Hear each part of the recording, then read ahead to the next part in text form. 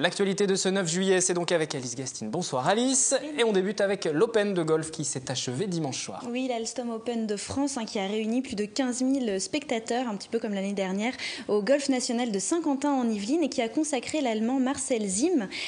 Donc il a devancé d'un coup l'Italien Francesco Molinari et de deux coups Raphaël Jacquemin, le Français, qui avait suscité l'engouement du public. C'est la deuxième victoire de Marcel Zim sur le circuit européen après son succès au Dunhill Championship en 2004. Je vous demande d'applaudir Marcel Zim, Allemagne. La 96e édition de l'Open de golf s'est refermée dimanche sur la victoire de l'Allemand Marcel Zim. Une victoire sur le fil, il devance d'un coup seulement l'Italien Francesco Molinari. Un coup à 525 000 €, c'est la somme touchée par le vainqueur cette année. Marcel Zim est 14e ou 15e à la Money-List. Le joueur Aaron Stenson est 13e. Donc non, il n'y a pas de surprise. Il y a un peu de déception avec Raphaël qui a été pendant quelques trous en tête. Le nouveau numéro 1 français, Raphaël Jacquemin, termine sur la dernière marche du podium avec seulement 2 points de retard. Le public était venu nombreux aux abords du parcours de l'Albatros pour le soutenir. Vous suivez quel joueur en particulier aujourd'hui? Jacquemin. Pourquoi? Parce qu'on l'aime. Je suis Jacquemin. Pourquoi lui? Parce que d'abord c'est un très bon joueur et qu'il est très sympathique, voilà, et qu'il y a un enthousiasme derrière lui qui est porteur. L'Open cette année n'aura pas été épargné par les mauvaises conditions météo. Malgré tout, le bilan reste positif. Aujourd'hui, on doit avoir entre 10 et 12 000 spectateurs. C'est moins bien que les 14 ou 16 000 qu'on a eu l'année dernière, mais il faut rappeler que l'année dernière, on avait un Français qui était en tête, Thomas Levet, et il faisait ciel bleu, ciel bleu, ciel bleu, et aujourd'hui, plutôt beaucoup de nuages, un gros orage cette nuit, pluie ce matin, ça n'encourage pas les golfeurs habitués, même s'ils sont passionnés de golf, à venir. Plus de 500 personnes mobilisées côté organisation, un Open qui monte en puissance avant d'accueillir la Ryder Cup en 2018. D'ici là, rendez-vous le 4 juillet 2013 avec peut-être une victoire française. Ce serait la 5e seulement en plus de 40 ans. Et le sport continue cet été dans les Yvelines avec l'ultime étape du Tour de France qui s'élancera de Rambouillet le 22 juillet pour rallier Paris et les Champs-Élysées, soit 130 km. Pour cette dernière étape, les coureurs passeront notamment par Saint-Rémy-les-Chevreuses, alors soyez prêts à les accueillir. Nous parlions du bac en début de cette émission et si vous avez déjà votre diplôme en poche, les inscriptions pour l'université de Versailles-Saint-Quentin ont débuté. Elles se font sur Internet, mais aussi vous pouvez aller directement sur place, sauf bien sûr du 27 juillet au 27 août, date de fermeture annuelle. La direction de l'université précise qu'une inscription rapide permet d'obtenir au plus vite sa carte étudiant, une carte valable 3 ans et réactivable chaque mois de septembre. Politique avec Henri Guénaud qui s'apprête à publier un livre sur son passage à l'Élysée. L'ancienne plume de Nicolas Sarkozy, aujourd'hui élu député de la 3e circonscription des Yvelines après un parachutage chaotique, prépare actuellement un livre sur ses 5 années passées aux côtés de l'ancien chef de l'État. L'ouvrage doit paraître en septembre aux éditions Plomb. On imagine bien sûr qu'il devrait y être question de ses rapports avec l'ancienne équipe gouvernementale, notamment Roselyne Bachelot, des relations plutôt glaciales. Henri Guénaud n'ayant pas apprécié son dernier ouvrage sur les coulisses de la campagne qu'il a simplement jugé vulgaire, c'est son propre terme, voici quelques jours. Wilfried, savez-vous ce qu'est la guérilla jardinière? C'est bien joli comme terme, mais non, pas du tout. Alors en fait, c'est un collectif qui a décidé de se réapproprier l'espace urbain en y ajoutant des éléments de verdure, une note de vert au milieu du béton. On a organisé une journée de réappropriation de l'espace public. Donc le but c'était de réaliser différentes actions. Des actions comme là on est en train de le faire de guérilla gardening, donc pour végétaliser la ville. Donc là c'est des actions à long terme parce qu'on ne va pas se contenter de semer comme ça et puis de plus revenir, ça demande un peu de suivi. La guérilla jardinière, une action directe qui consiste à planter et semer dans l'espace public. Une pratique qui nous vient du Japon, directement inspirée par la permaculture. La permaculture, ça consiste à faire de l'agriculture en intervenant le moins possible sur la nature, en laissant la nature prendre le dessus et par exemple ne pas retourner la terre et compagnie. Étant donné qu'on a de plus en plus de béton dans la ville et voilà, donc c'est plus sympa d'avoir des fleurs, des plants et c'est aussi le côté de se dire qu'on a ce qu'il faut en fait pour manger à portée de main, quoi. Si on a des arbres fruitiers. Objectif esthétique, écologique et donc pratique. Ce jour-là, le Crêpe avait également organisé une balade citoyenne pour promouvoir les transports non polluants, nom de code Vélorution.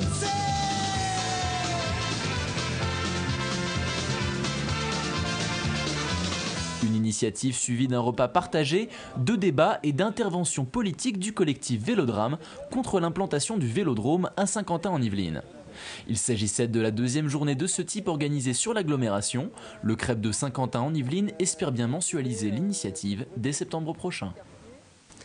Un nouveau rebondissement dans l'affaire Ikea. Le siège de l'entreprise soupçonnée de surveillance illégale de ses salariés a été perquisitionné en fin de semaine dernière. C'est la seconde opération de ce type menée à plaisir dans les Yvelines. Aucune mise en examen pour l'instant d'aucun employé. L'affaire avait éclaté en février dernier avec la publication de documents accablants. Le géant suédois, c'était dans les pages du Canard enchaîné. On parle à présent des vacances d'été. Wilfried, est-ce que vous allez porter des lunettes de soleil cet été? Vu le soleil qu'il y a en ce moment, je ne suis pas sûr. Peut-être que vous partirez un petit peu plus loin, peut-être dans le sud. Alors on va écouter attentivement les conseils d'un spécialiste qui vous dit tout pour bien protéger vos yeux. Pas beaucoup de soleil en ce moment et pourtant il faut penser à protéger ses yeux des rayons des ultraviolets UVA et UVB qui peuvent donner un certain nombre de lésions au niveau de la paroi oculaire. Avoir des lésions, cela ne fait pas mal, d'où l'importance de la prévention, surtout pour les enfants de moins de 12 ans et les personnes âgées qui doivent se protéger. La seule solution, mettre des lunettes de soleil, mais pas n'importe lesquelles. Il faut systématiquement les acheter chez un opticien. Il ne faut surtout pas acheter des verres solaires qui sont des verres gadgets, qui sont appelés des verres solaires, qui sont des verres gadgets qu'on peut acheter dans les prises uniques ou sur les marchés ou sur Internet. Il faut savoir que ça ne protège en rien. C'est des verres qui sont simplement teintés, donc qui vont jouer sur l'éblouissement, mais ça n'arrête en rien les ultraviolets. Et quand vous vous trouverez chez ce professionnel, attention à bien choisir vos verres solaires, il faut qu'ils soient polarisés. Il faut savoir que quand vous avez une lumière qui arrive sur une surface plane, cette lumière va se polariser et ça va provoquer une réverbération et des reflets qui, pour l'individu, donnent un éblouissement et une baisse de vision, une baisse d'acuité visuelle. Et le fait que le verre soit polarisé, ça permet à l'œil de ne recevoir que la lumière qui apporte une information visuelle. C'est-à-dire que le verre polarisé fonctionne un peu comme un store vénitien, si vous voulez. Il faut également bien choisir son indice, dit indice de réfraction, qui va de 0 à 4. Disons que 0, 1 et 2, c'est des verres qui sont peu teintés et qui servent essentiellement pour le soleil qu'on peut avoir sur la région parisienne. L'indice 3, c'est l'indice qui est le plus fréquemment utilisé et qu'on utilise à la plage ou dans des pays où il y a beaucoup de soleil. Et l'indice 4, c'est vraiment ce qu'on utilise alors à la neige ou dans les verres, ou alors si vous allez vraiment dans des pays où il y a énormément de soleil. Enfin, la teinte des verres a également son importance. Choisir une teinte grise si vous êtes hypermétrope et une teinte brune si vous êtes myope. Et on garde ses lunettes de soleil pour fêter l'été et le soleil à Magny-les-Hameaux qui mène pour la 3e fois son opération Remets tes tongs, une manière de profiter des vacances et de s'amuser en famille tout en restant chez soi. Un air de premier jour de vacances à Magny-les-Hameaux avec l'opération RTT, ou plutôt Remets tes tongs, 3e édition du genre, des animations quelque peu gâchées par la pluie. Heureusement, il y avait l'Estaminet pour accueillir ce samedi le public avec différents jeux, dont un parcours de billes. On a reproduit le monde de la mer, le monde de la jungle, la montagne, voilà, ainsi de suite. On essaie de leur créer un univers différent à chaque fois. Et on voit d'ailleurs qu'ils jouent de moins en moins aux billes, parce qu'ils ont un petit peu de mal quand même. Plus de 20 associations locales ont participé à cette opération Art Plastique, Concert, Baby-Foot, Mini-Billard. On a agrégé l'ensemble des actions qui étaient faites par toutes les associations et les services municipaux de la ville en une seule opération qui s'est appelée Remets tes tongs, pour permettre aux Magnicois de se sentir en vacances un petit peu avant les vacances. C'est intergénérationnel, c'est des tout petits, des plus petits, parce qu'on mène les opérations dès la naissance et à partir de 9 mois jusqu'aux plus anciens qui partagent tout ce qu'on mène et tout ce qu'on a envie de faire. Et ce n'est pas fini, Remets tes tongs, c'est encore mardi soir avec un concert et du cinéma en plein air. Vendredi prochain, l'opération se termine par un grand bal suivi d'un feu d'artifice. Cette fête de l'été coïncidait aussi avec la fin des travaux de réhabilitation des espaces publics et des parkings du quartier du Buisson. Une exposition de photos rappelait l'avant et l'après. Et le bouquet final de cette fête à Manille-les-Hameaux, c'est donc ce feu d'artifice et bal populaire le vendredi 13 juillet. Et demain, n'oubliez pas, initiation au kickboxing et cinéma de plein air. Merci Alice pour ce point sur l'actualité locale. On vous retrouve demain vers 18h15 pour un nouveau journal en direct. Le 7-8 est presque terminé pour ce soir. Auparavant, un petit micro-trottoir. Quelles sont vos activités pendant l'été? Vos réponses au micro de Guillaume Camps et de Patrick Jacques de Dixmude.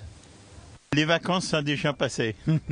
Oui, je reviens de Crète, donc les vacances sont terminées. Aller voir ma sœur qui va bientôt accoucher, dans l'Aveyron. Ah d'accord. Voilà. Alors c'est dans combien de temps les vacances et l'accouchement? Alors l'accouchement c'est ce mois-ci et les vacances c'est dans un mois. Projet de vacances, le Pays Basque. J'emmène mes petits-enfants sur la Côte d'Azur et je m'occupe d'eux pendant toutes les vacances. Voilà. Au soleil, on va chercher le soleil. Alors pour les vacances, je reste chez moi. Parce qu'il y a beaucoup moins de monde dans les Yvelines, à Manille-les-Hameaux, on est tranquille, ça va être sensationnel, on va pouvoir profiter pas beaucoup de voitures, puis il y a beaucoup d'activités sur la commune, donc tout va bien, à part le temps. Mais peut-être que TV Phil va nous une combine pour le temps, non? Non, vous n'avez pas une petite combine pour le soleil? Non, on n'aura pas de conseils malheureusement à donner pour le retour du soleil, nous aussi, on l'attend. Avant de conclure cette édition, une petite rectification. Jeudi, au cours du 7-8, nous évoquions le logement étudiant. Au cours de la discussion, notre invité a évoqué la fondation Fondaterra en tant que partenaire de l'Université de Versailles-Saint-Quentin. Il fallait en réalité comprendre la fondation UVSQ, Fondation Université de Versailles-Saint-Quentin. Et d'ailleurs, demain, nous parlerons à nouveau du logement étudiant à l'occasion du forum qui s'est déroulé ce week-end à Guyancourt. Rendez-vous à 18h pour plus de détails. Prochain rendez-vous d'information. Le Tout Image, l'actu de la rédaction, c'est à 20h30 et à 22h. Le 7-8 revient demain, mardi. Invité le club de triathlon de Saint-Quentin qui prépare les JO de Londres. Excellente soirée.